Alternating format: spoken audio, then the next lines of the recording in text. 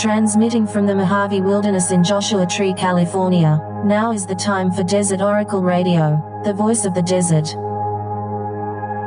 Night has fallen on the desert. Our wild paradise, the kingdom of heaven.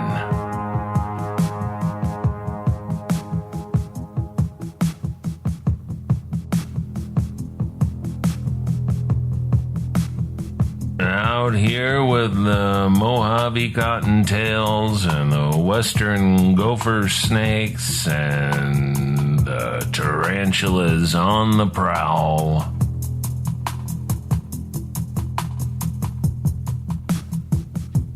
Some creatures think less than us, and some think more. Thinking is the part that generally gets us into trouble. Just look at a raven hanging around the taco shop drive-thru. You're just sitting there wishing there was another place to get something to eat after dark, maybe quietly checking several things on your phone, like something important happened that requires your acknowledgement of it in the 15 minutes since you got in the car. The raven's doing another kind of thinking. But we are people. Sometimes we go astray. That's all right. That's our opposing nature, and we know how to get back on the right road. Not the straight and narrow. The straight and narrow is the highway used by Russian tanks and Amazon Prime double-trailer diesels. Look for the crooked road, the crooked beat, the way of the wanderer. That's where, hopefully, we can think about the important stuff. Not regrets. Not embarrassment, not another memory of another unpleasant interaction with another equally unhappy person stuck in this same dull, real world. That raven is thinking about how to get some of that food as it passes from the taco shop window to the driver's seat.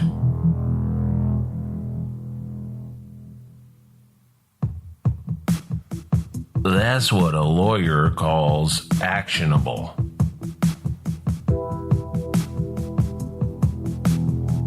That's what a lawyer likes to say when they're dreaming of buying another BMW. Thinking about the stuff you can change, big stuff, rearranging your life, discarding the situations and belongings which bring you no joy at all. You might recite a sonnet or a mantra or a Hail Mary or the 5 remembrances of the Buddha. That's a good way to clear out the trash that collects in the front of the head, like bugs in the grill of a car. All that brain power in there, always ready to go into overdrive. We can design and build and successfully launch a spaceship and make the thing intentionally crash into an asteroid, and we can make internal lists of every time we were wronged by somebody, all with the same brain.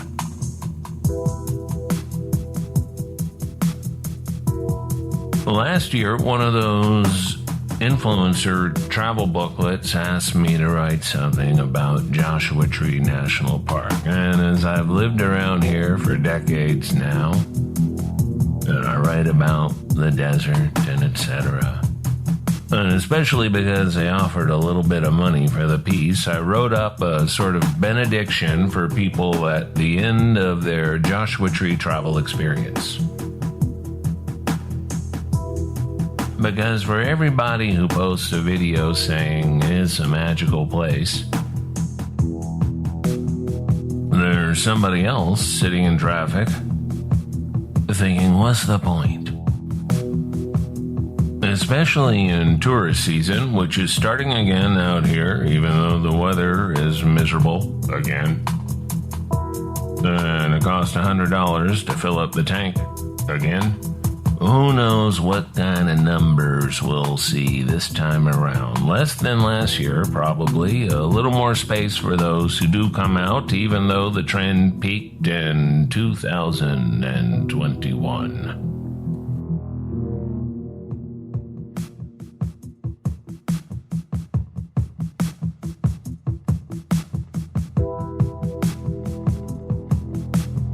Well, the guidebook person did not care for my submission. Apparently, it broke some rule I did not know about, that you can't say anything critical about the place you're writing about. Sort of a 1970s Soviet tour company approach, I guess. So it belongs to me again. And I think it's a relevant sermon for our time and place.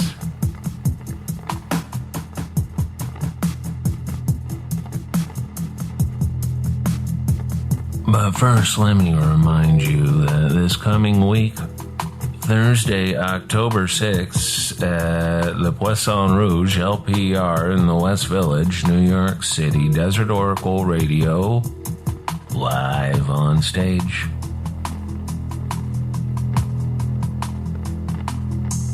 Go to lpr.com or desertoracle.com events to get your tickets. They're on sale now, and they're cheaper than most things in the world.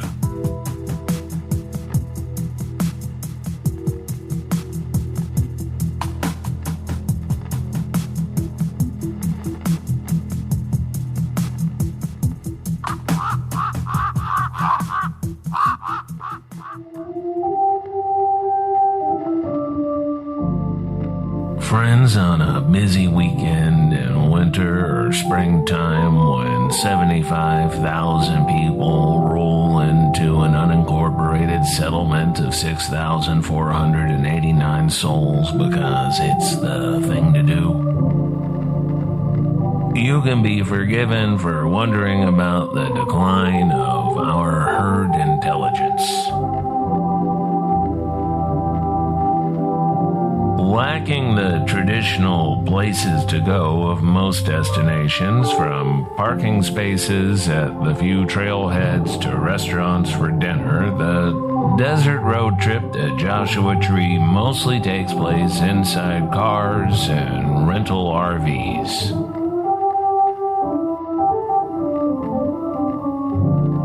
The most popular thing to do in the national park tucked between the sprawl of Coachella Valley and the rinky-dink ex-urban towns of the Morongo Basin is to take a circular drive that returns you to Highway 62 to the north or Interstate 10 to the south.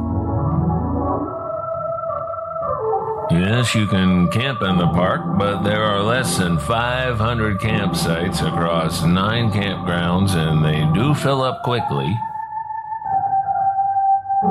So for all but a lucky few, the park itself is something you breeze through before returning to your vacation rental, of which there are thousands from Yucca Valley to 29 Palms and everywhere in between. On the busiest weekends, when they're all taken up, the motels and resorts of Palm Springs and other desert cities receive sunburned and road-weary travelers. But the vibe is all about the high desert. The Mojave side of Joshua Tree National Park, with the famed yucca trees and the boulder piles and the perfect homesteader cabins with the cute names and IKEA furnishings and thrift store Chowskis.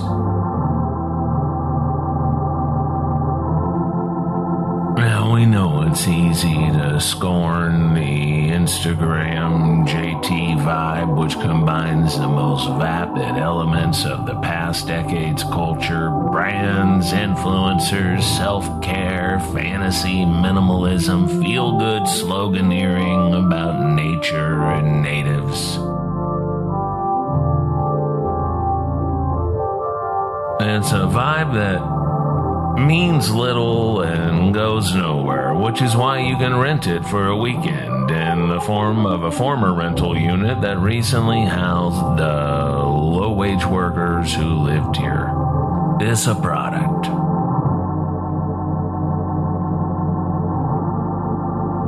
Thoughtful travelers are interested in what the locals do, but what does that mean in a place where locals are outnumbered 10-1? Joshua Tree, the unincorporated San Bernardino County area between the retirement community of Yucca Valley and the marine-based town of 29 Palms. Well, they lost 1,000 residents between the 2010 and 2020 census, pushed out by the vacation rental industry. Those who remain are more poor, more white, and more likely to be living in poverty or disabled than their Southern California neighbors.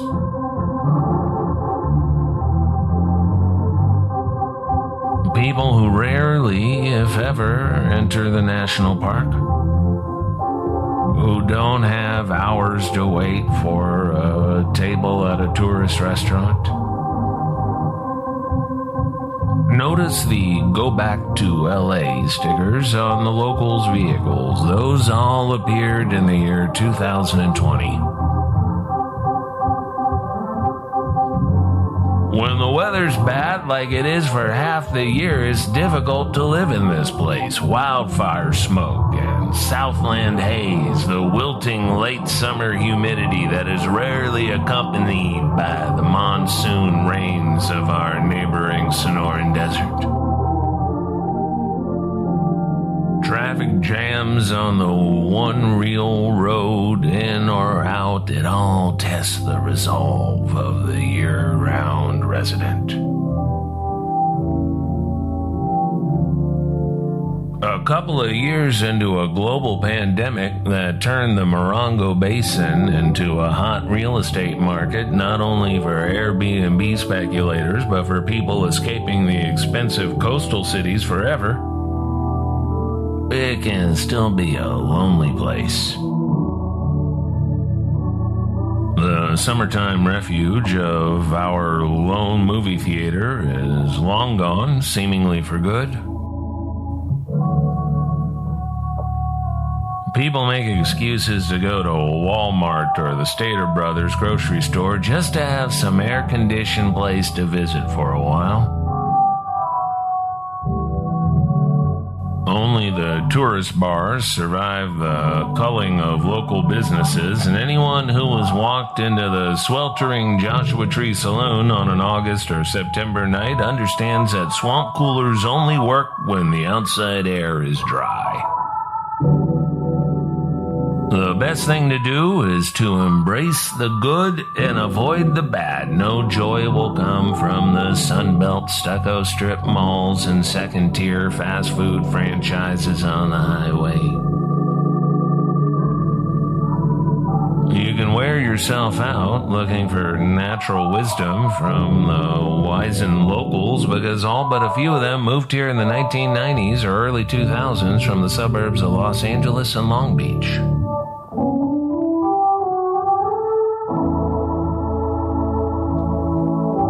The purpose of Joshua Tree, first realized by Pasadena socialite Minerva Hamilton Hoyt when she lobbied her powerful friends in the Franklin Roosevelt administration to create Joshua Tree National Monument in 1936, is to preserve as much of the natural desert as possible for the sake of the desert itself, and for the inspiration it provides to people who live around here, and especially to city people in desperate need of real wilderness.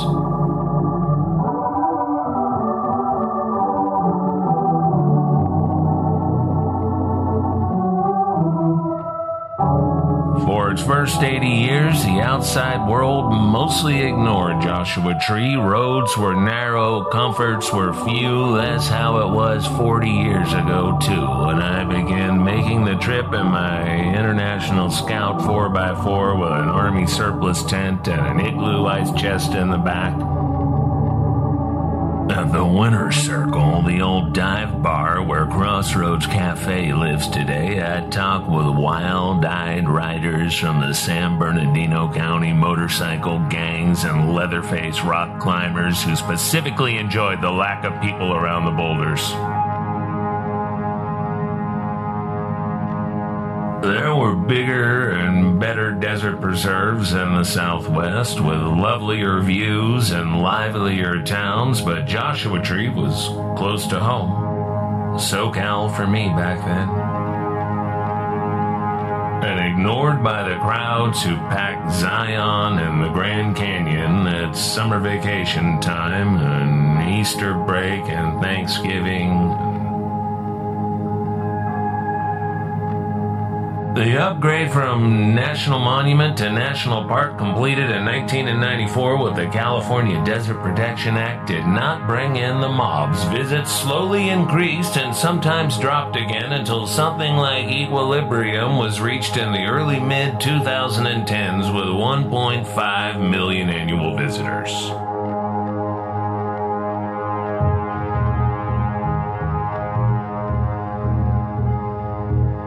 Since then, the tourist traffic has doubled, and Joshua Tree National Park is among the nation's top 10 most visited parks. All those people must be getting something out of it.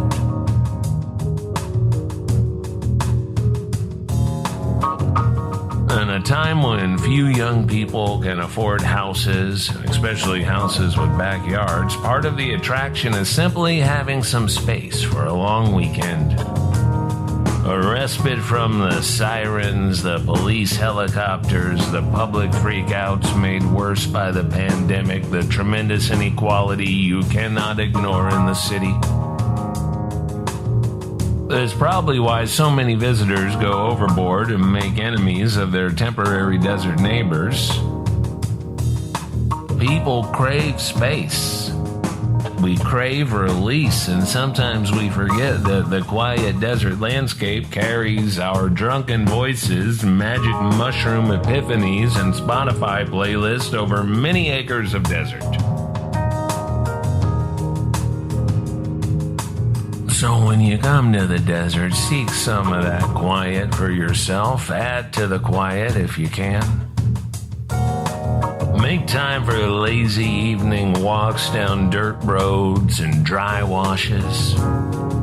That is when you'll see and hear the most wildlife, bushy-tailed coyotes crossing the trail, the ghostly vision of a bobcat disappearing into the brush, the long, weird arms of Joshua trees reaching into a night sky with visible constellations, distant hoot of a great horned owl. When it's hot, the dawn hour is best for seeing and hearing some of the 250 bird species known to visit or live within the national park and environs. That's when the mammals are still out, when the snakes are sunning themselves. You could always take a midday nap. That's what the animals tend to do. If you're lucky, this desert will do something for your soul. Repair it, maybe, or give it new purpose. The real miracle of Joshua Tree National Park, from the hot Colorado desert side closer to Palm Springs to the pinyon-forested peaks of the little San Bernardino Mountains near Yucca Valley. The real miracle is that so much of this wild, strange landscape has been protected and set aside, even as a Southern California blob fills in every available space between its mountain and desert boundaries. Boundaries created by public land that has never been more necessary. It's a miracle you can get in on without much effort. Consider Mojave Desert Land Trust, which started up in Joshua Tree just before this area became world famous. That land trust has already acquired more than 100,000 acres of wild desert within, around, and connecting the national park to neighboring national monuments, wildlife corridors, and the mostly untouched land of the military bases that serve the beast and the birds trying to survive a hotter, drier, more crowded Mojave.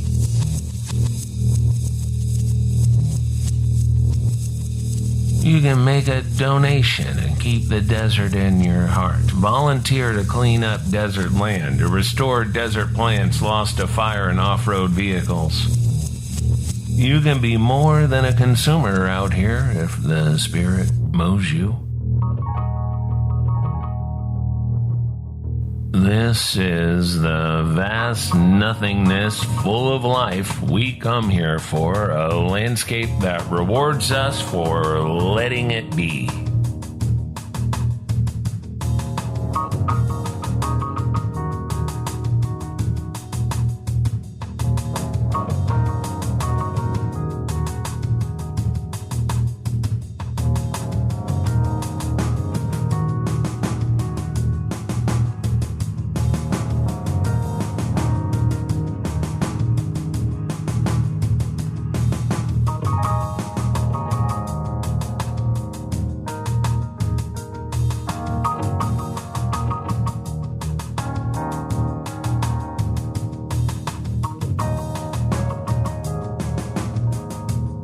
And this here is Desert Oracle Radio with soundscapes by Red, Blue, Black, Silver.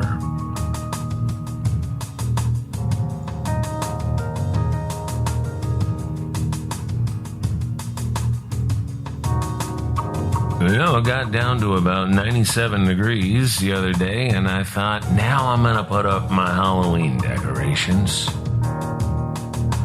Just a bunch of those signs telling everybody how proud I am of my opinions. It's just one sign, really.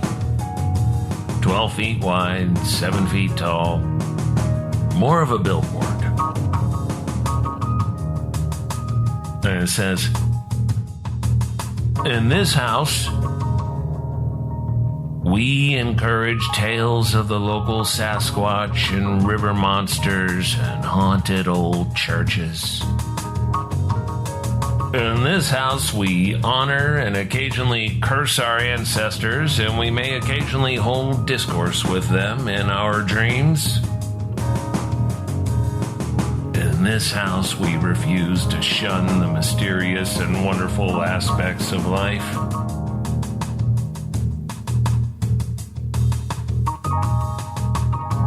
In this house, the devil better bring a six-pack with his deck of cards."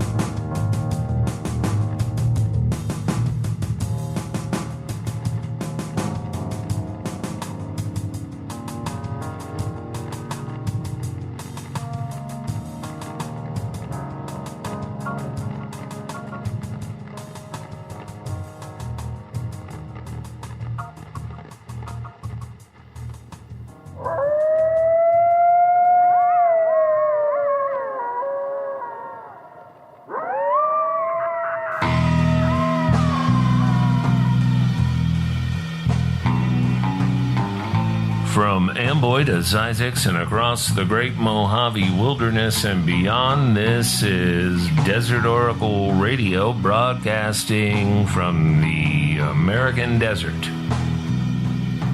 From Joshua Tree, from our home station, KCDZ 107.7 FM, and on whatever kind of device you're listening to. It sounds best on the radio.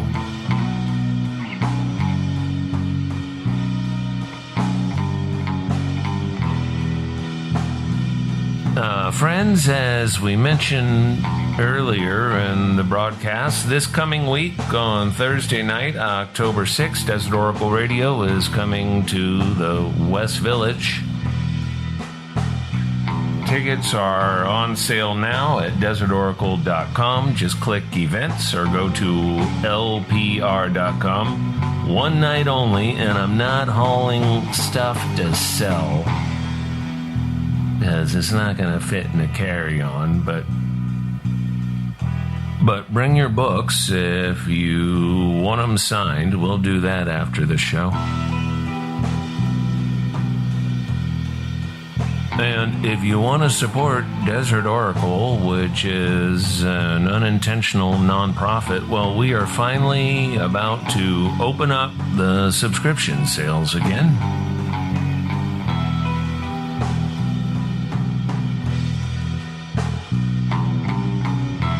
We'll have some news coming up in that department. We're just working out the details, but those of you who've been so patient about the Desert Oracle publication, ye shall be satisfied, I hope. The West Coast Tour begins in Oakland, October 21st, Arcata, 10/22, Portland, 10/23, Vancouver, the Canadian Vancouver, 10/26, Seattle, 10/28, Boise, 10/30, and Halloween night in Salt Lake City. I really just want to sit around and read the Bible and have my coffee and talk to the ravens, but I'm going to do one more of these. I hope to see a good night from the voice of the desert.